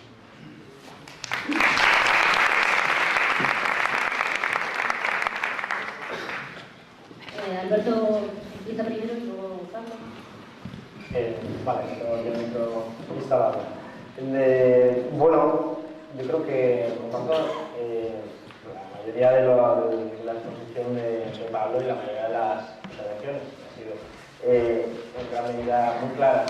Creo que es verdad que estamos acostumbrados un poco a una política de mucho espectáculo, muy impresionada por eso de los medios de comunicación, y es verdad que a lo mejor había una cierta sensación antes de entrar, yo lo veía por Twitter, de que se vendía pues como una lucha de rings entre Pablo y yo, y sin embargo creo que eso hubiera dado una imagen falsa respecto a lo que está ocurriendo aquí. Y es que lo que está ocurriendo aquí es que se pone de relieve que compartimos la gran mayoría del diagnóstico, por no decir la totalidad, y en lo que puede variar es en lo que se refiere a las vías estratégicas para poner en marcha un propósito común, pero si lo hubiéramos centrado solamente en las diferencias, pues hubiéramos tenido, a mi modo de ver, una visión errónea de la realidad. Esto lo digo porque creo que todos estamos de acuerdo en que hace falta la unidad de la izquierda. Claro que luego hay que definir a qué nos estamos refiriendo, y habitualmente nos equivocamos y nos referimos solamente a la izquierda electoral, y nos referimos solamente a presentarnos a unas elecciones todos de una forma conjunta, y eso a veces se hace y es un reparto de cupos, y no estamos hablando de la realidad que hay debajo de esas alianzas electorales. Cuidado con, que no digo que sea la visión general, pero puede ocurrir que entendamos que la unión de la izquierda es la unión de la izquierda cuando se presenta a las elecciones. Creo que la subjetividad que nos hace generar una identidad común, colectiva, se genera no en discursos, ni en charlas, ni en conferencias, sino en la acción política, en la acción concreta. Y creo que una de las enseñanzas del 15M, que fue, a mi modo de ver, muy maravillosa, fue poner de relieve que cuando vas a parar un desahucio, estás a tu lado con gente que a lo mejor proviene de una tradición histórica diferente, el anarquismo, el comunismo de una versión, el comunismo de otra, un socialdemócrata radical, alguien que se cree que no tiene ninguna ideología, pero estáis todos en el mismo espacio y se genera una identidad compartida, y es ahí donde se empiezan a generar esa unidad de la izquierda, es ahí en esa acción donde se empieza a generar. Más allá de lo que después se vaya a hablar en términos electorales. Alguien preguntaba la posibilidad. Yo ignoro actualmente cuáles son las posibilidades, tengo mi opinión, pero no puede estar fundamentada porque es una cuestión que va cambiando cada día de las negociaciones que son en torno, por ejemplo, al próximo ciclo, próxima cita electoral, que serían las europeas, pero yo no tengo ninguna duda de que los compañeros y compañeras de Podemos y compañeros y compañeras de otras iniciativas no es que vayamos a converger en el futuro, es que ya estamos convergiendo. Es que ya estamos actualmente, y creo que la exposición de Pablo, la mía, y que nos conocemos de mucho antes de ahora, pero no solo ni Pablo ni Alberto, sino toda la gente que participa en diferentes proyectos, compartimos esa idea, y creo que en ese diálogo es donde se va a ir convergiendo, en el sentido estricto de la palabra. Las posibilidades técnicas, de acuerdo a esa próxima cita electoral, a mí se me escapan actualmente, porque son negociaciones que tienen mucho que ver con una forma vieja de hacer política, de cómo presentarnos a unas elecciones y cómo obtener. Yo lo he dicho, antes decía Pablo, decía, ¿qué estáis dispuestos a sacrificar? Bueno, políticamente, entiendo, está claro, todo en términos de política institucional. Yo siempre lo he dicho, todo el mundo sabe que soy de Izquierda Unida, pero yo siempre lo he dicho desde el primer momento que yo soy de Izquierda Unida porque creo que es el instrumento más útil para hacer la transformación social, para cambiar las condiciones materiales de vida de la gente, para hacer, si nos ponemos clásicos o pasionales, la revolución. Por lo tanto, lo que me importa es ese objetivo final, no la liturgia asociada a una bandera, a una sigla o a todo ese proceso que lo mediatiza. A mí me da igual cómo se llame el organismo o la organización o la bandera que haga la revolución mientras se haga. Y creo que esto es algo que ha enseñado la historia. Es decir, la propia revolución soviética y el propio Lenin, pues era paz, tierra y pan. La consigna con la que consiguió convencer a la gente para hacer la revolución, y no era una hoz y un martillo puesta en primera línea de batalla, sino que era llegar a esas sensaciones, vamos a decir así, que tenía la gente. Por lo tanto, sacrificar absolutamente, el propio Robespierre con su derecho a la existencia como concepto que era muy fácilmente de entender sin tener que recurrir a él, que era un erudito de Rousseau, pero claro, evidentemente con Rousseau no iba a llegar a todo el mundo, en cambio con el derecho a la existencia tocaba directamente con lo que la gente necesitaba. Por lo tanto, en esa pregunta concreta que se refiere a mi opinión personal, dispuesto a sacrificar absolutamente todo, lo que quiere decir que son los medios. Lo que me interesa son los fines, lo que me interesa es el programa, lo que me interesa es cómo vamos a transformar esa realidad. A partir de un debate, naturalmente, honesto. Por eso se preguntaba antes los mecanismos para revocar, el teatro caro, lo de la ponderación de los representados, ¿cómo luchamos contra esa idea que dice que habría que ponderar y cambiar 350 diputados por uno por cada partido? Pues parte, no es que la gente se haya vuelto loca, es que hay elementos que son ciertos en esa crítica. Es que hay diputados del Congreso que van 2 veces a la semana a levantar el dedo, según le dicen, y cobran 3.000 y pico euros. Y eso es una realidad. Y el trabajo que hacen es exactamente ese, levantar el dedo en función de lo que le hayan dicho. ¿Que es compatible con otros diputados, sobre todo de grupos pequeños, que estamos absolutamente desbordados? Naturalmente. Pero claro, son las reglas de juego a las que hacíamos referencia las que tienen que cambiar. Pero por eso yo el Congreso lo veo como un instrumento, no como un fin en sí mismo, y aún así ni siquiera como el único instrumento. Es decir, el resultado electoral es un resultado, es el proceso final de mucho trabajo que se haya hecho antes. Voy a poner un ejemplo de la ley antidesahucios. La ley antidesahucios, para vincular esa dialéctica que existe entre las instituciones y la lucha social, la ley antidesahucios decía es una ley moderada, pero se consiguió fundamentalmente porque había mucha gente parando desahucios y poniendo en primera línea de batalla y poniendo en la agenda política que el problema no era la prima de riesgo, sino que la gente perdía su casa, y que era el hambre, y que eran los derechos básicos. Y había 500 personas parando un desahucio. Y se hizo una ley antidesahucio porque se apoyaba en esa base social. Pero si en vez de 500 hubieran sido 50.000 personas, la ley antidesahucio hubiera propuesto la nacionalización de la banca. Porque se adecúa también a la presión social. Un gobierno, un partido, una organización que no tiene detrás la base social, es que no tiene nada que hacer.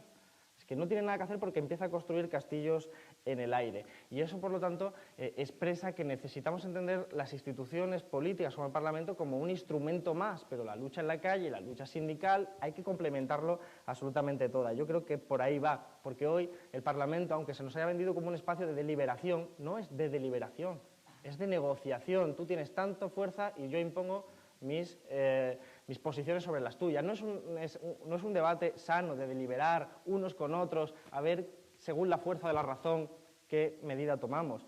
En los debates, todos lo sabéis, no hay nadie en el Congreso. Se debate, incluso ya se permite que la gente pueda votar antes de debatir, lo cual, naturalmente, no tiene ningún sentido. Pero porque ya ha entrado en esa dinámica en la que todo está mucho más claro. Todo eso es algo que, sin embargo, nos permite, pues la propia Izquierda Unida tiene más presencia en toda la sociedad por estar también en el Parlamento. Por lo tanto, no es una cuestión maniquea de todo es blanco, todo es negro. Y tiene que ver con los medios de comunicación. Quizás, probablemente, de los tres que estamos aquí, quien mejor sepa responder esa pregunta o con más precisión es Olga. No es que te quiera dar la palabra, si la quieres, pues lo dices tú. Pero creo que tiene mucho que ver, porque la gente forma su conciencia también a través de los medios de comunicación. Pero, ojo, los experimentos sociales, por decirlo de esta forma, las experiencias latinoamericanas también demuestran que se construye pueblo teniendo a todos los medios de comunicación en contra e incluso boicoteándolo de una forma violenta. Los medios de comunicación influyen, pero aunque nos están dando dosis de neoliberalismo absoluto continuamente, dosis de meritocracia, de individualismo, que nos venden que te exilias como una aventura, que ese es el discurso que nos están inoculando, porque no son medios de comunicación, no dejan de ser propiedad privada y por lo tanto sujeta a los accionistas y no dejan de ser en última instancia medios de propaganda. A pesar de todo eso, las encuestas que hablan de valores y principios de la sociedad española, al final la gente, incluso los votantes del PP, son fieles, aférrimos del sistema público de pensiones, del sistema público de sanidad y de otra serie de disposiciones que se han ido construyendo en el día a día al margen incluso de la propia publicidad. En ese sentido, alguien hablaba también de Izquierda Unida. Aparte de la mención que yo hacía referencia, y Izquierda Unida, nadie se le escapa, es una familia muy heterogénea y con diferentes escenarios, y yo siempre he mantenido la misma visión. Izquierda Unida pues tiene miembros, o que han sido miembros, que han hecho actividades probablemente delictivas y por lo menos inmorales. Bien, nunca mejor dicho. Pero realmente lo que yo creo es que cualquier persona que haya hecho eso, para mí no es un compañero, para mí es un ladrón, no un compañero, aunque se disfracen las siglas, porque yo a las siglas no le otorgo un poder divino, le otorgo un instrumento, es un procedimiento, y por lo tanto lo que me interesa es el fin. Entonces, yo no creo que uno de los errores que al final se pagan con la sensación que tiene la gente es que hay corporativismo. Si es de mi equipo, que es también de un símil futbolístico. Si es de, aunque uno vea la patada de Cristiano Ronaldo a Messi, que lo vea 200 veces la repetición, seguirá manteniendo un juliganismo en torno a su favorito. Pues así no puede ser la política. La política noble no tiene que entender de esas cuestiones, sino de la cuestión que tiene que ver con los principios y los valores que subyacen. Por eso, yo conozco muchas experiencias de presupuestos participativos puestas por Izquierda Unida que han sido maravillosas y otras que han sido un desastre. Por ejemplo, tenemos en Cuevas de San Marcos, en Málaga, hay un montón de provincias donde se han puesto. Suelen, en la provincia de Málaga, soy de allí, o sea que no hay discusión posible. La cuestión es que tienen que ver, normalmente, pues que son municipios pequeños, que son más fáciles. También he visto una cosa, también he visto que a veces el Ayuntamiento de Málaga, por ejemplo, ha utilizado el concepto de presupuestos participativos del Partido Popular para vender una consulta que ni siquiera es vinculante. Y también he visto que a veces se han puesto mecanismos y que de la otra parte no ha habido tampoco mucho interés, porque tiene que ver con lo que decía Pablo, creo, de concienciación popular en torno a lo que es la política. Y me va a pasar como Rajoy, que no entiendo mi letra, con las posibles propuestas, creo que estamos en un estadio en el que debemos, y en eso comparto lo que decía Pablo, politizarnos, en el sentido noble de la palabra, hablar de política. A mí hay gente que muchas veces en la charla me dice, Alberto, ¿y cuál es la hoja de ruta? Yo no tengo la hoja de ruta. Yo tengo mis principios, mis valores, mis ideas, y las pongo en común y las debatimos. Honestamente y rigurosamente, en la medida de lo posible, pero no tenemos propuestas de aquí está, firme, porque así no debe funcionar la izquierda. Así funciona la Iglesia, pero no la izquierda como principio político. Entonces creo que iniciar estos debates son muy sanos. De hecho, creo que el 15M, una de sus virtudes fue iniciar este debate o recuperar este debate y ponerlo encima de la mesa, y probablemente sin él pues no estaríamos en el estadio que estamos actualmente. Por lo tanto, algo que parece tan poco ambicioso como incitar a los debates e incitar a la gente a la participación puede ser verdaderamente revolucionario. Yo, desde luego, no voy a esperar que nadie me traiga un manifiesto comunista en el sentido de una idea ya cerrada para aplicar, ni mucho menos. Creo que forma parte de hacer debates colectivos permanentemente. Creo que van más por ahí las líneas. Puedo estar equivocado, naturalmente, pero es lo que yo opino. Muchas gracias, Alberto.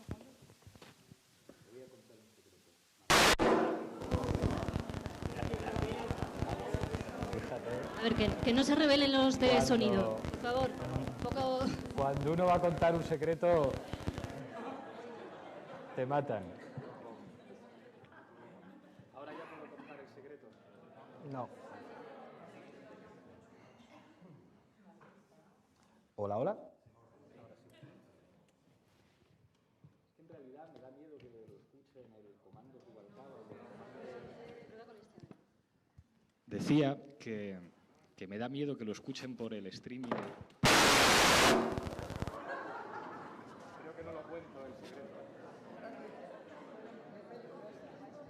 Ahora sí. Decía que tengo miedo de que escuchen el secreto, el comando Rubalcaba y el comando Rajoy. Yo también quiero ganar. Y tengo la derrota tatuada en mi ADN.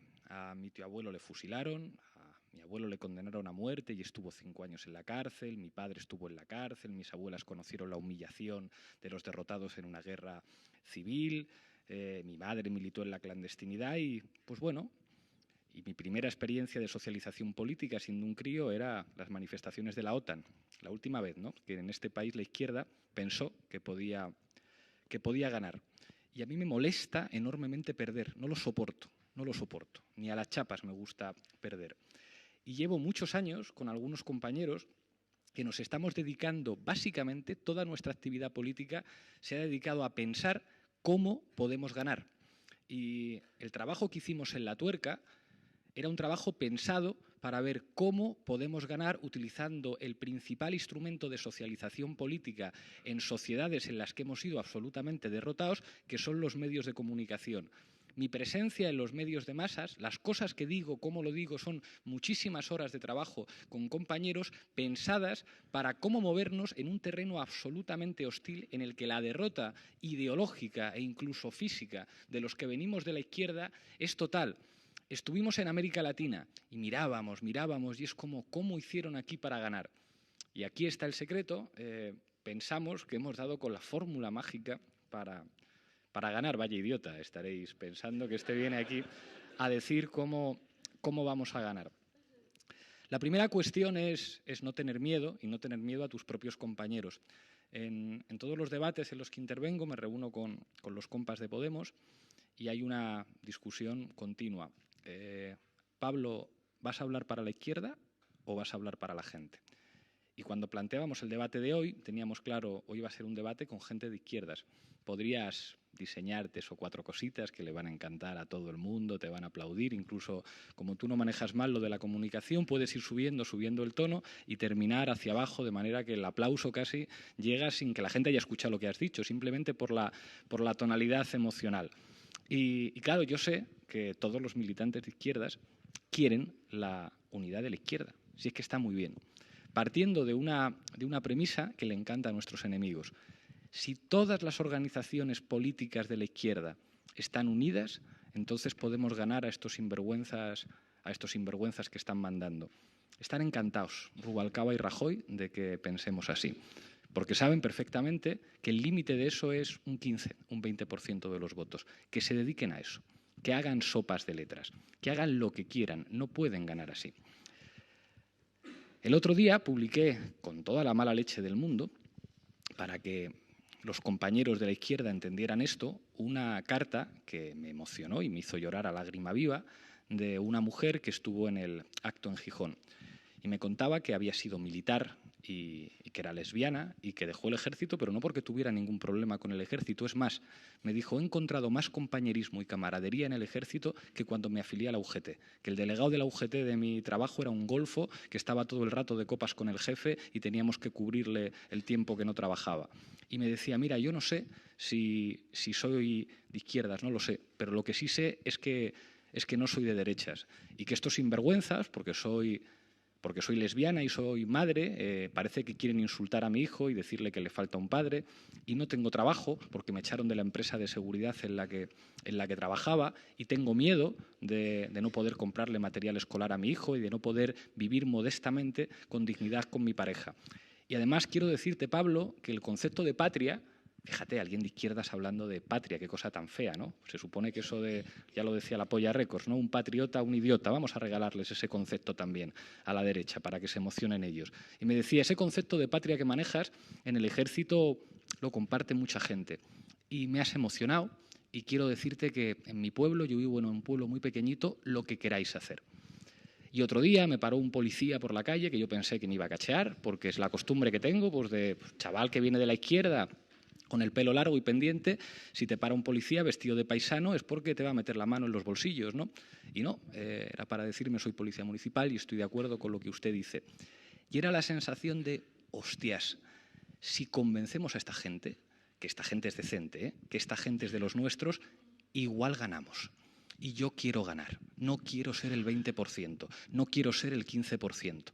No quiero que mi máxima aspiración política sea arrancarle 3 consejerías al maldito Partido Socialista. No quiero ser una bisagra, quiero ganar. Y en un contexto de derrota ideológica total, en el que nos han insultado, en el que nos han criminalizado, en el que controlan todos los medios de comunicación, para ganar, la izquierda tiene que dejar de ser una religión y convertirse en un instrumento en manos de la gente, tiene que convertirse en pueblo. Hay mucha gente que me dice en la televisión, ¿por qué dices que lo que estás planteando de la auditoría pública de la deuda no es de izquierdas ni de derechas, sino que es el sentido común?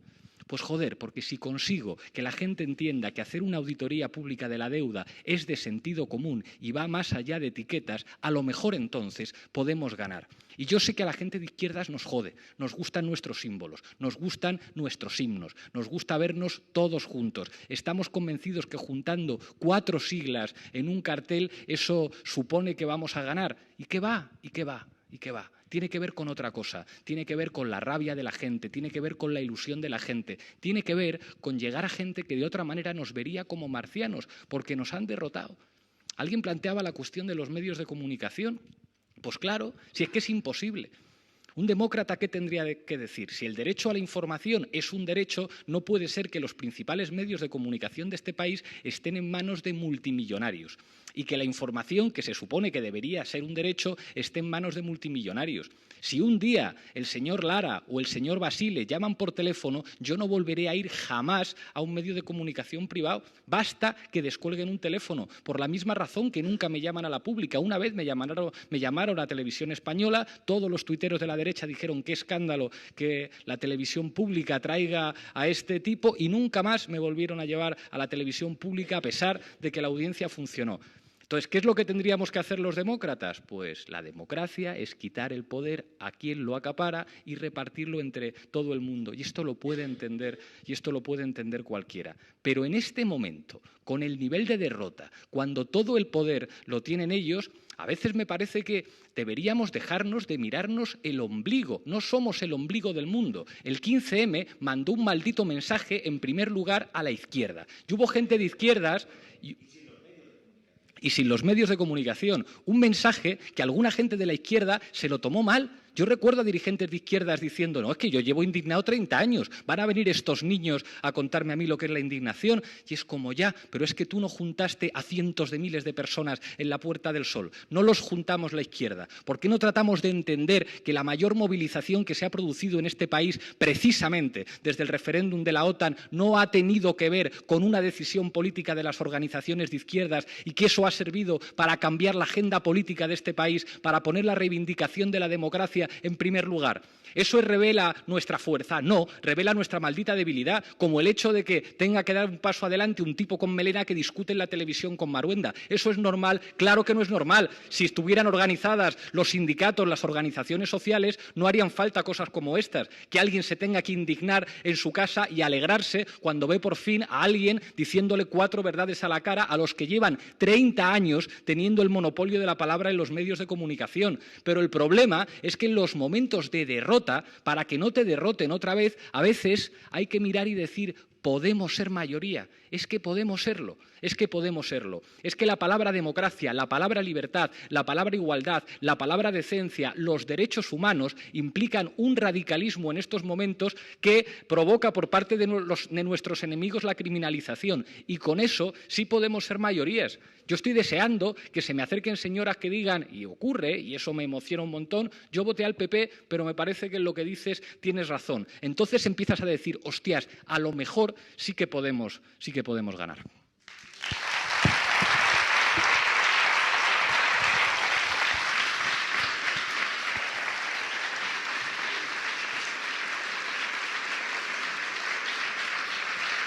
A ver, solo tenemos 5 minutos.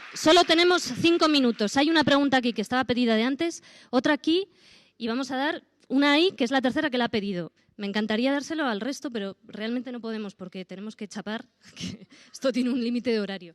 El primero es el caballero de la visera, de la gorra.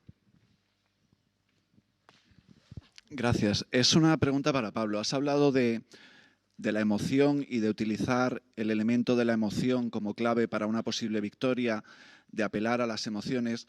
A mí me despierta mucho recelo, sinceramente. Y quiero preguntar, ¿cómo evitarías que ese elemento, que si potenciamos el elemento del uso de la emoción en política en lugar de una razón argumentada, pueda ser utilizado por quien yo creo que lo utiliza mucho mejor, que es la extrema derecha? Es decir, emoción, por ejemplo, creamos miedo al diferente, al inmigrante, a cualquiera. Si hacemos que la gente responda políticamente a la emoción, ¿cómo vas a evitar que el día de mañana, igual que hoy te responden a ti, mañana respondan a la extrema derecha?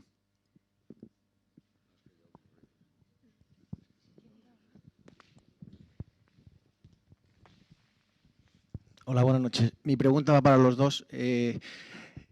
Escuchando un poco vuestra charla de hoy, hay una cosa que ha quedado clara, que es que estamos secuestrados por una oligarquía, ¿no?, europea, y eso que es una cosa que es evidente. Estamos, a partir del Tratado de Maastricht y del Pacto del Euro, nos han encadenado, ¿no?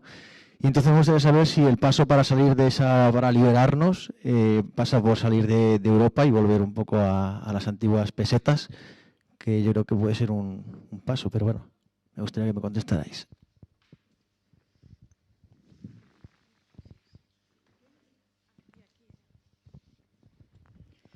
Bueno, creo que es un buen momento y es momento para inventar algo, ¿no?, en este país. La cosa es que a mí no me queda claro todavía cuál es el invento. ¿Cuál es el invento de Podemos o de...? Sé que el partido X os han cedido la herramienta esa que tienen para que el pueblo tenga un voto permanente, ¿no?, diario. ¿Quién va a legislar? ¿Cuál es el problema de la democracia? ¿Cuál es? Muchas veces es que hay un grupo de personas que nos representan, la palabra representar, que están, bueno, el pueblo está en la calle y a ellos les entra por un oído y les sale por otro lo que el pueblo quiere, y luego a la hora de la verdad, lo que realmente cuenta, llega un papel, escriben y hacen una ley contraria a la que el pueblo está pidiendo. Entonces, mi pregunta ¿es momento ahora en España para que la gente empiece a legislar, para que sea el pueblo el que legisle, para que haya un grupo de personas que sean portavoces y rotativos? El 15M debatía, todos dábamos la opinión de a ver qué queremos inventar. Aquí veo un debate de dos personas que me parece muy bien que estéis en esto, pero ¿de qué estamos hablando?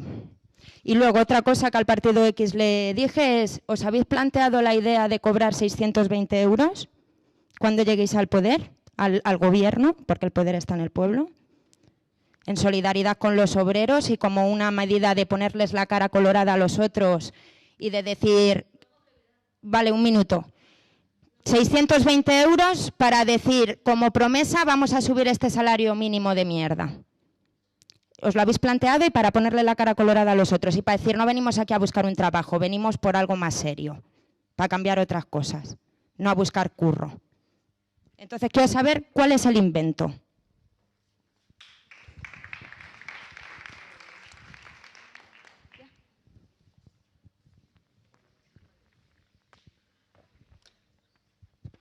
Tengo que ir rápido, ¿verdad? Vale. Fascismo, magnífica pregunta. Y el drama es que han sido nuestros enemigos en los últimos 100 años. En los momentos de excepcionalidad, cuáles eran las ventanas de oportunidades que se abrían y qué actores competían. El fascismo fue el mejor invento de los poderosos para defender una serie de intereses de clase. Pero como regalemos al fascismo la capacidad de emocionar, como les regalemos un factor político tan determinante como la pasión a la hora de hacer política, sabemos perfectamente cuál va a ser el resultado. Hay una lección terrible para todos los socialistas y es la capacidad movilizadora de la conciencia de clase cuando se tenía que enfrentar a la capacidad movilizadora de lo que representaba una nación. Y prueba de ello es que buena parte de las revoluciones socialistas se hicieron en nombre de la patria. Eso ocurrió en todos los países del tercer mundo y eso ocurrió también en Europa. Y es terrible, pero las revoluciones no las dirigen intelectuales, ni las dirige gente que pone en primer lugar el sentido común y la reflexión. Yo no le regalaría jamás al fascismo el monopolio en la capacidad de emocionar porque conozco la historia. Se planteaba la cuestión de las implicaciones de la salida del euro. Creo que Alberto podría contestar muchísimo mejor que yo a eso. Cobrar 620 euros. Yo no querría cobrar 620 euros, pero me parece un escándalo que un cargo público pueda cobrar 7.000 euros o 6.000 euros. Yo creo que un cargo público tiene que tener un salario digno, pero que en ningún caso puede superar 3 veces o 4 veces un salario... ¿Perdón? Eso es lo que a mí me parecería razonable, como cuando me contaban que los diputados europeos viajan en business. Me da exactamente igual que les salga más barato por la agencia de viajes. En política hay una cosa que se llama el decoro, y el decoro implica que un cargo público viaja en clase turista porque es simplemente inaceptable que viaje de otra manera. Y una última cosa, Alberto, que últimamente le meto en problemas cada vez que me preguntan, porque una vez dije que tendría que ser que sería el mejor candidato de Izquierda Unida. Entonces, esto me lo preguntan muchas veces y yo sé que cada vez que me preguntan esto y yo lo digo, le estoy haciendo una putada enorme, porque además los periodistas son muy malvados y claro, ¿qué pasa? Que es que entonces Cayo Lara no sirve o Centella no sirve, ¿no? Que es que no tiene nada que ver con eso. Yo expresé una opinión que creo que es de puro sentido común y creo que los que no estamos atados por una estructura de partido que nos impide quedar mal con alguien, pues podemos decir lo que nos da la gana. Pero eso no es porque me caiga bien o porque me parezca muy buen chico, es porque creo que Alberto tiene esa capacidad, y basta para escucharle, como para llegar a más del 15% y del 20%. Y eso es absolutamente crucial en política cuando de lo que se trata es de ganar. Y respondiendo a una pregunta que antes olvidé de responder sobre qué estaríamos dispuestos a renunciar, si es que no es un problema de una negociación, quien piense que se puede sentar con nosotros en un despacho y negociar unas listas, es decir, como a mí no me conocen. Es decir, que es que eso no tiene nada que ver con eso. La negociación es crear un método que no es la solución definitiva para nada. Vamos, como si las primarias fueran a resolver los problemas de un país. Eso es una estupidez, o los problemas de la democracia. Pero un mecanismo que sirva para ilusionar a la gente a partir de la participación y que entonces, que eso es lo que tiene que ver con que la gente legisle, la gente se empodere políticamente. El empoderamiento político de la gente no lo va a inventar nadie en un papelito en el que diga si es revocatorio, si cobras tanto, si haces tantas asambleas. Tiene que ver con el poder. La democracia es gamonal, la democracia son los barrenderos ganando una huelga, la democracia es la marea blanca consiguiendo que se vaya la Asqueti. Y eso no tiene que ver con el procedimiento y con el método, sino con el maldito poder. ¿Por qué sirve eventualmente unas elecciones para empoderar a la gente? Porque se puede cambiar el guión. Si de repente la gente ve que las elecciones no las tiene por qué ganar el Partido Popular o el Partido Socialista, eso puede generar un efecto de empoderamiento. Y a partir de ahí, lo único que decimos es utilicemos los instrumentos necesarios y que pueden servir para eso. No seamos prudentes. Claro que alguien puede decir, lo importante es el programa, no las personas. Y yo digo, eres un mentiroso que no sabes absolutamente nada de comunicación política. Todos los procesos de transformación en todos los países se han dotado de instrumentos de comunicación que tenían que ver con características personales de algunas individuas y de algunos individuos. Lo que dices es muy bonito, pero la política no funciona así, no funciona así. Y lo que estamos planteando es, utilicemos los instrumentos políticos que sirven para ganar.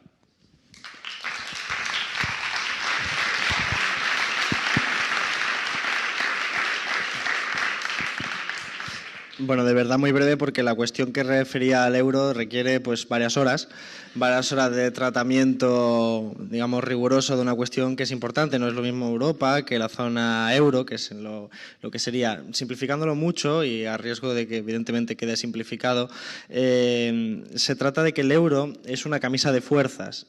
El problema del capitalismo español, como decía al principio, está agotado, el modelo de crecimiento anterior ya no sirve, y ahora están buscando un modelo de crecimiento de ser más competitivo por la vía de bajar los salarios, lo que se llama técnicamente devaluación salarial. Esto es la única opción dentro de ese esquema ideológico, porque antes, que también existían los mismos problemas, con una moneda propia existía también la devaluación monetaria, que generaba el mismo efecto prácticamente en términos competitivos, pero por la vía de devaluar la moneda, lo cual convertía al país en más pobre, pero porque las importaciones se volvían más caras, pero en contraposición las exportaciones eran más baratas y eso empujaba el crecimiento económico.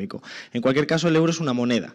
Por lo tanto, el euro puede ser una camisa de fuerza, que lo es, pero no es el problema real. El problema real tiene que ver con el carácter periférico de la economía española, la distribución internacional del trabajo que le ha tocado a España, Portugal, Grecia, dentro de la Unión Europea y aún dentro del Estado, digamos, del planeta, políticamente hablando. Y ese es el verdadero problema. El verdadero problema es la desindustrialización en España, la desigualdad de la renta, la desigualdad de la riqueza, la estructura productiva como se ha quedado, muy volátil, muy dependiente, pues que cuando España entra a la Unión Europea en el 86, pues se le dice, vamos a ver, ventajas comparativas, que es una teoría dentro de teoría económica, que quiere decir algo así como cada país que haga lo que mejor sepa hacer.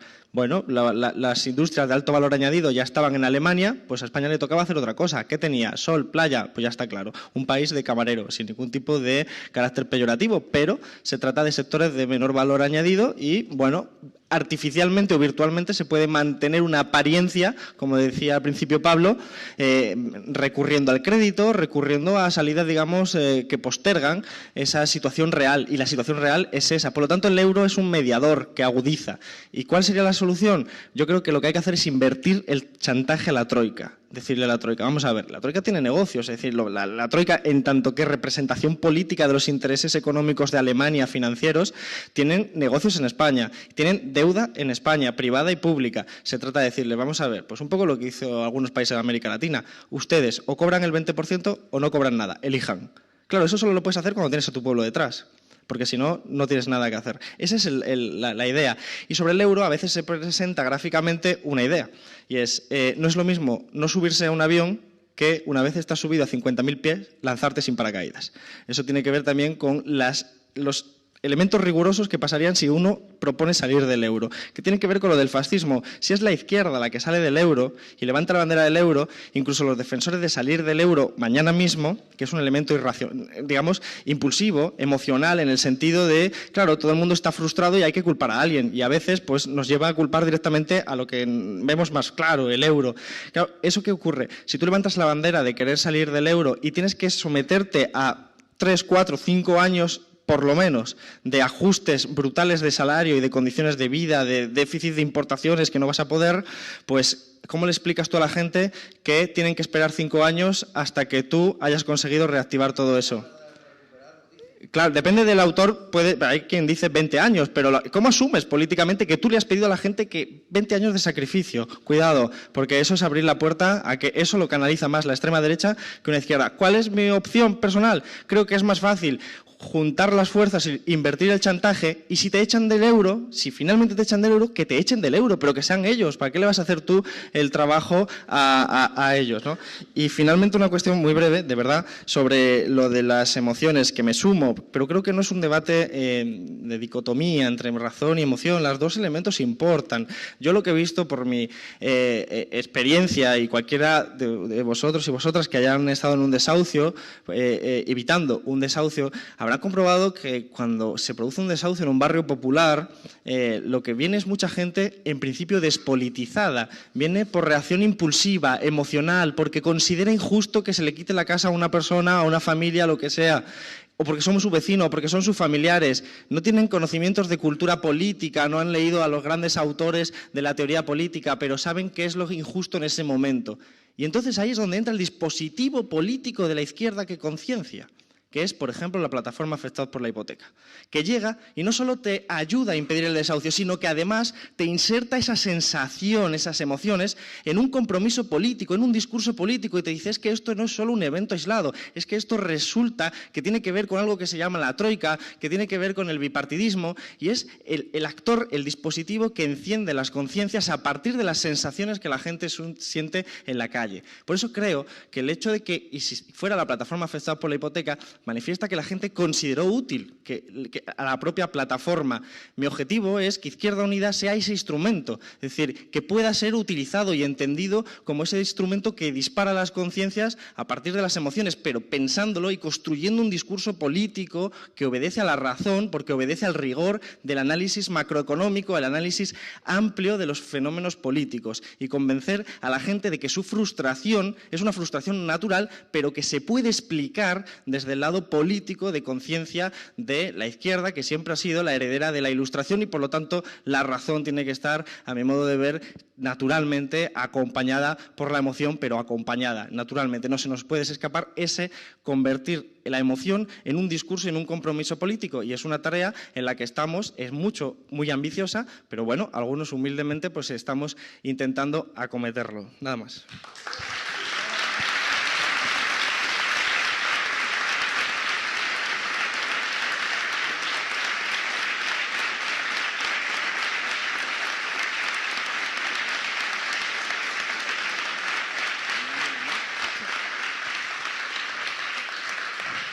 Muchísimas gracias a Alberto Garzón y a Pablo Iglesias por estar aquí. Han sido 2 horas de charla muy interesante, gracias a vosotras y a vosotros.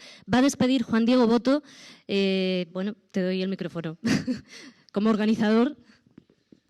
Nada, muchas gracias a Pablo, muchas gracias a Alberto, muchas gracias a Olga, muchas gracias a todos y todas por venir. A mí sí que me emociona particularmente, y sé que esto es algo que comparto con los veteranos del lugar, con Juan, con Vicente, con Petra, con Alfonso, no tan veterano, ver un teatro donde se hable de política. A mí particularmente me emociona que que hayan accedido a que sea este el ámbito, un teatro donde podamos hablar de política, donde podamos hablar del futuro.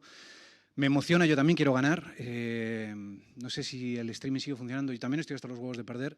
Y me da la sensación, me llena de orgullo, compartir este escenario con gente que para mí despierta ilusión, o en cualquier caso a mí me despiertan ilusión, y que en paralelo o en algún momento, como se dice hoy en día, convergiendo, son capaces de construir esa sensación de que de una vez por todas, alguna vez quizá definitivamente, llegará el día en que se creará el marco para que de una maldita vez ganemos. Muchas gracias a todos y todas por venir. Invitaros invitaros a ver la función que tenemos en cartel, Ejecución Hipotecaria, y también seguimos insistiendo en dar valor a la palabra. El próximo día 12 hacemos un homenaje a un poeta que yo he admirado toda mi vida, que se llama Juan Gelman, poeta argentino que fue muy militante y un gran poeta, y le haremos un homenaje aquí en este escenario. Muchísimas gracias, de verdad.